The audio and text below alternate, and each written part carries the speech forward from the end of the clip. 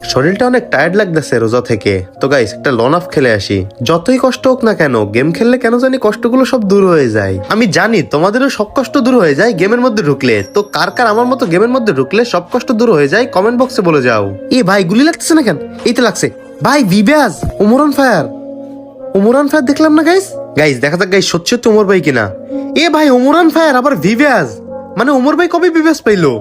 Guys team up করা লাগবে। ওমর ভাই team up, team up, team up. ভাই মারতেছে ভাই, টিম আপ। ভাই মেরে দিছে, মানে টিম আপ করলাম ভাই, টিম আপ করলো না আমার সাথে।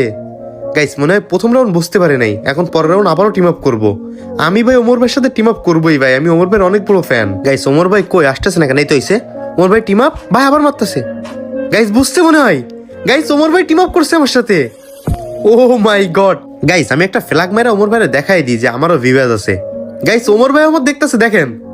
মানে গাইস ওমর ভাই মনে হয় আমার চিনতে পারছে বা দেখছে যে আমার ভিভ্যাজ আছে। ভাই আমার স্বপ্ন পূর্ণ হয়েছে ভাই, ওমর ভাইয়ের অনেক বড় ফ্যান আমি।